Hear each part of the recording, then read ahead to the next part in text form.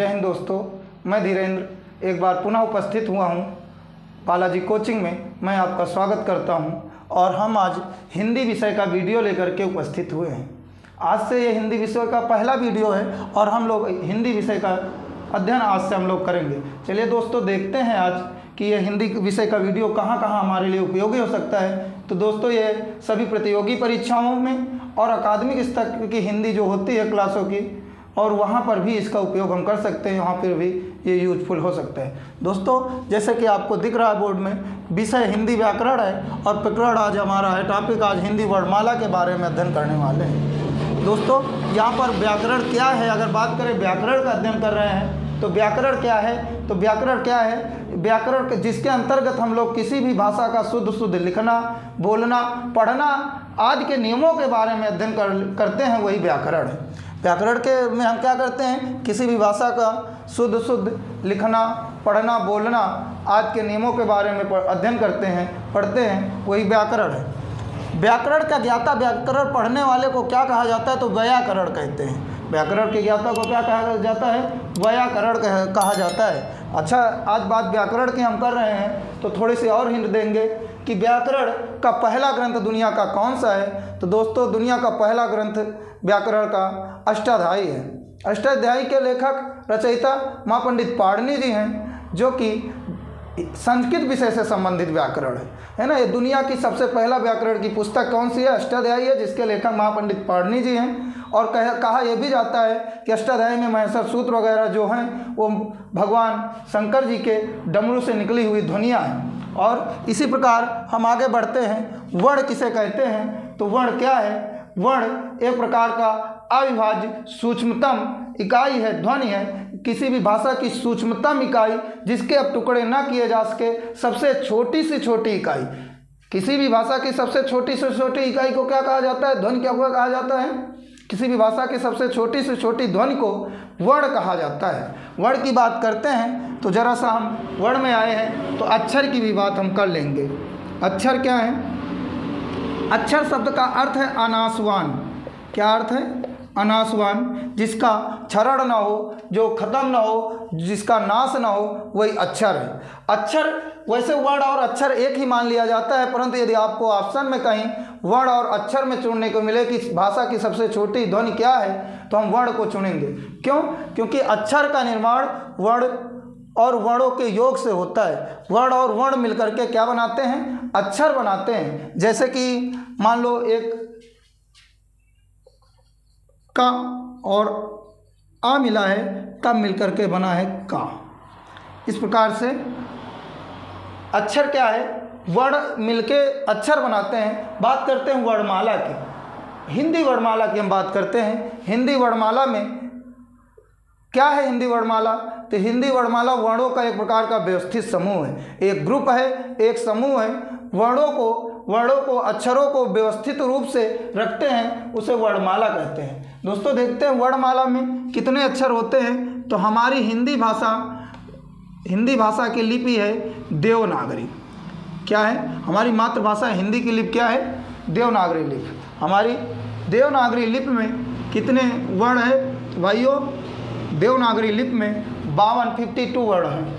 देवनागरी लिपि में 52 वर्ण हैं। और अगर हम देखें कि ऐसे बोलने के आधार पर, ध्वनि के आधार पर कितनी ध्वनियाँ हैं, तो 44 ध्वनियाँ हैं। कितनी ध्वनियाँ हैं, 44।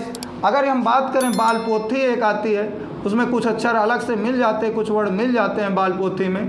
तो बालपोथी में कितने वर्ण होते हैं, तो 49 होते हैं। इस प्रकार से यदि ऑप्शन अगर आपको मिले, क्वेश्चन मिल जाए पेपर में, क्वेश्चन मिले कि हिंदी वर्णमाला में कुल कितने वर्ण होते हैं, तो यदि ऑप्शन में 52 मिले तो हम 52 चुनेंगे।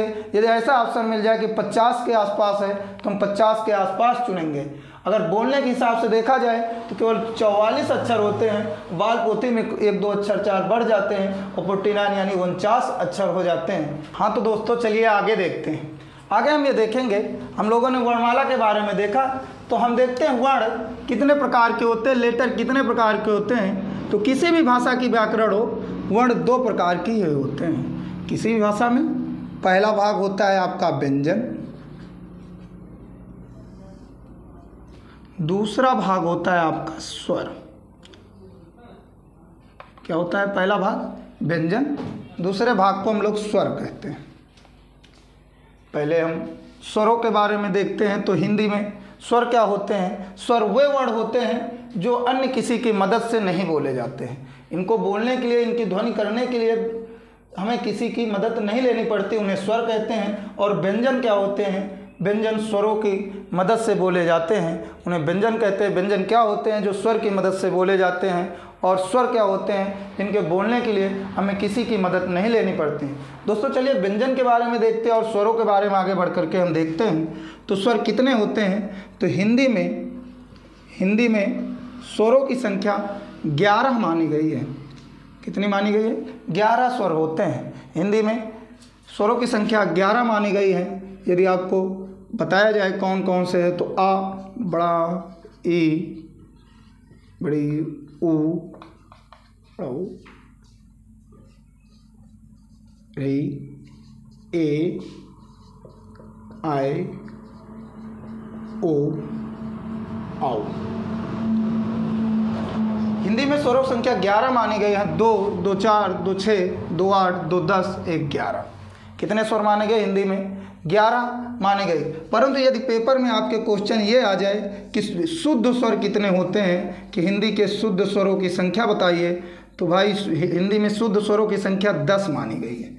हिंदी में शुद्ध स्वरों की संख्या कितनी है? 10 है। हिंदी में शुद्ध स्वरों की संख्या 10 मानी गई है। और ऐसे स्वर माने गए 11। जो ये री होती है, इसे शुद्ध स्वर नहीं माना गया है।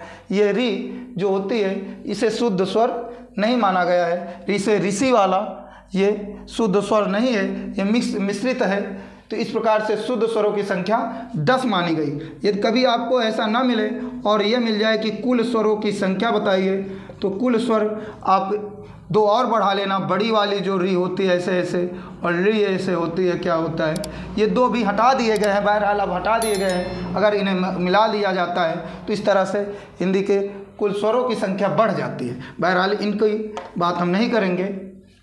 बात ये करेंगे स्वरों की संख्या कितनी है? 11 है। यदि शुद्ध स्वरों की बात कभी करी जाए तो दोस्तों शुद्ध स्वर 10 होते हैं। री जो ये ऋषि वाला होता है स्वर, इसे हटा लिया गया है। अच्छा चलिए देखते हैं आगे। अगर हम मात्रा की बात करें तो हिंदी में विषय में, हिंदी भाषा में कितनी मात्राएं होती हैं? तो दोस्तों हिंदी भाषा में मात्राओं की संख्या 10 हो गई है। तो कौन सी मात्रा नहीं होती है? तो जो ये छोटा आ होता है, इसकी मात्रा नहीं होती है।